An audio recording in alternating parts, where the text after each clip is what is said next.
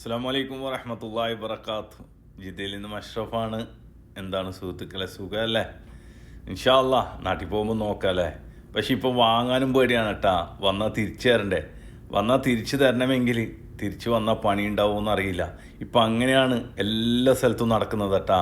നമ്മുടെ അനുഭവത്തിൻ്റെ വെളിച്ചത്തിലൂടെ ഇന്ന് നടക്കുന്ന കാര്യങ്ങളാണ് ഞാൻ നിങ്ങളോട് പറയുന്നത്.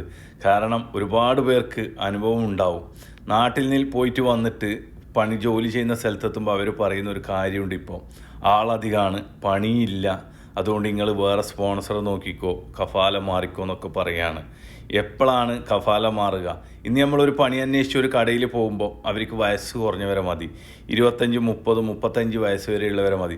40, 45 ആകുമ്പോൾ അവർ പറയാണ് ഇക്കാമ പുതുക്കുന്ന സമയത്ത് പൈസ അധികം വേണം, ഇൻഷൂർ വേണം എന്നൊക്കെ പറഞ്ഞ് എവിടെയും പണി കിട്ടാനില്ല. അതിലേറെ കുറേ ഭാഗം ബിസിനസ്സൊക്കെ ഡൗണാണ്. ജിദ്ദനെ സംബന്ധിച്ചൊക്കെ ഒരുപാട് ബിൽഡിങ്ങൊക്കെ പൊളിച്ചത് കൊണ്ട് പണിക്ക് സാധ്യതയും കുറവാണ്. അപ്പോൾ എന്താണ്, നമ്മളിങ്ങനെ നിൽക്കും, ജോലി ചെയ്യുന്ന സ്ഥലത്തൊന്നും പണിയില്ല എന്ന് പറയും. നമ്മൾ കുറേ തരിയും, എവിടെയും കിട്ടാതിരിക്കുമ്പോൾ നമ്മൾ എക്സിറ്റിൽ അങ്ങ് പോവുകയാണ് കേട്ടാ.